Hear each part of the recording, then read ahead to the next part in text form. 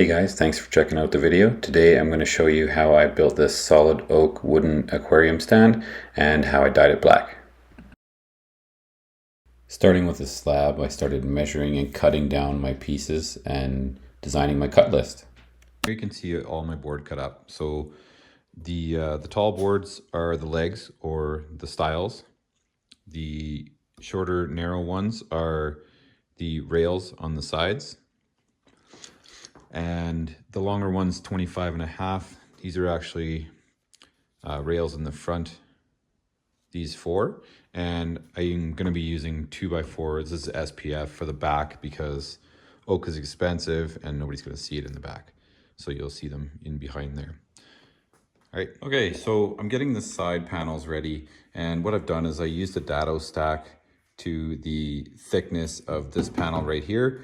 And had to do a drop cut and a lift. So what I did was I cut this notch in here and another one on this piece right here.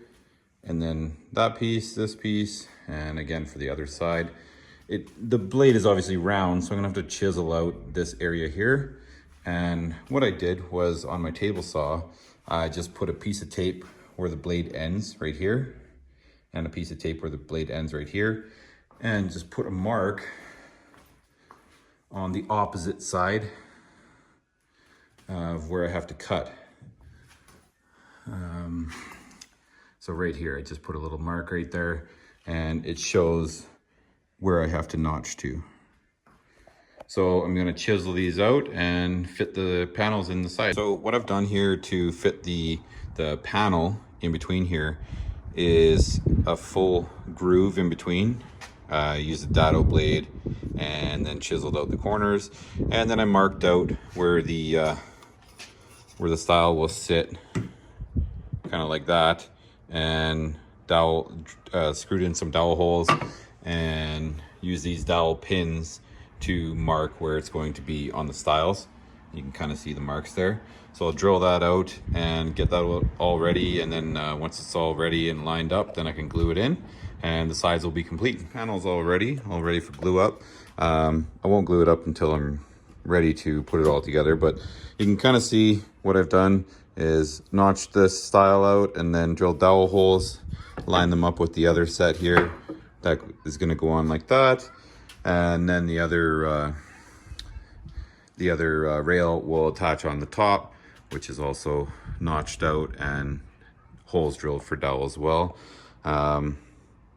I think in the end it worked out pretty good.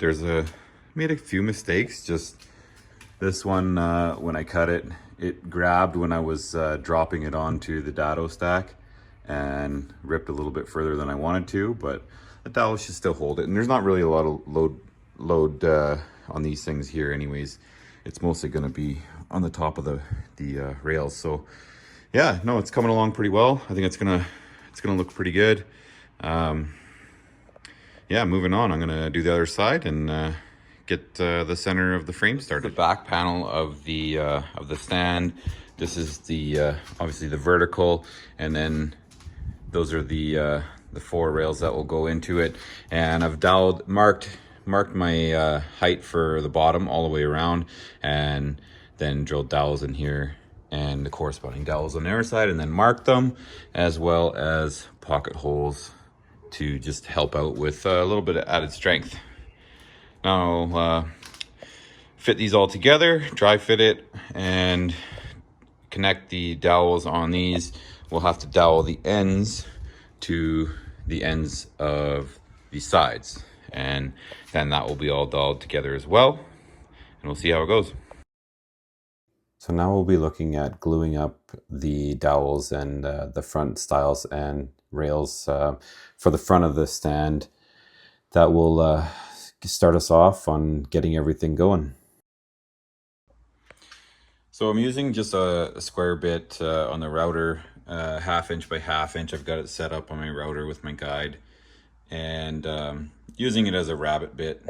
And what I'm doing is I'm just setting the inset where the floor or the base of the inside of the cabinet's going to be along the front, and then I'll attach a piece in the back for it to sit on.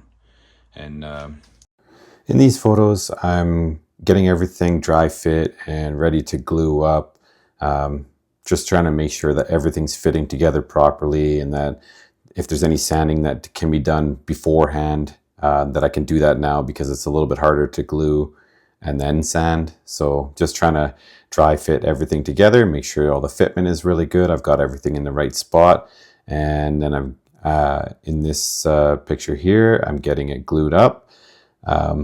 Everything's coming together, clamping it really good so the glue gets a great contact on wood to wood. So I've installed the pieces for underneath the base of the inside of the cabinet. That's what the floor of the inside of the cabinet will rest on. And then I'm just beefing up the inside a little bit before I put some stiles going across, just to add a little bit of rigidity, help you help me sleep at night, knowing that there's going to be, I don't know, 1,200 pounds resting on this thing.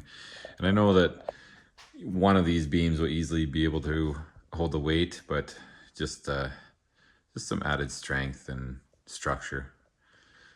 So, yep. And then moving on, I'm going to install the back pieces, the floor inside here, and I've cut and I'm working on the top. It's just a piece of butcher block that I bought and sanded down. I'm going to restain, and it's going to go on the top of this guy. I haven't figured out the stain yet, but I'll keep you posted. I got all my bracing done for the bottom shelf, and then I put these panels on here and trace them out on the 1/4 inch, the oak ply. So then I've got perfect size and all the cutouts for the corners and stuff like that. And then I can take these panels off, put them back in here, and cut this out, and it will be perfect size. Stay tuned. These are the doors that I've built. They're standard style shaker doors, made out of 1 inch solid oak and 1/4 inch oak ply. Kind of hard to read the label, but I went with Speedball India ink. It's got shellac in it, so it actually seals up waterproof and won't rub off when you do a final top coat on it. I made up these doors. These are solid oak with oak veneered 1/4 inch ply. This finish is going to be exactly the same as how the stand is done. So I'm just kind of I'm just using a rag with this black ink, and it just rubs right in. It takes quite a bit, and you can kind of see, like, you'll see a little bit of the brown grain. So go over it nice and heavy, and it's pretty much the only way that you're gonna get oak wood to be dead jet black. There's another method using steel wool and vinegar, but I believe this will actually come out a darker black, and yeah, we'll have to see. All right, I'll get these all dyed, and then get ready for the top coat. Here I've got the stand all stained, 3 coats of the dye, and the Benjamin Moore acrylic polyurethane gives a really nice low luster, and you can kind of see the wood grain right through it. Turned out really nice. Couldn't ask for a darker black finish. In this photo, I've got the tank stand set inside the house, getting it ready to install the doors. The doors are going to be installed using Bloom inset full soft close hinge, and they're just fitting the tank on, just trying to see how everything's going to look and for height wise. Now I've got the doors installed with the Bloom hinges there. They're a full inset, so that's what you want to go for if you want this flush, clean look.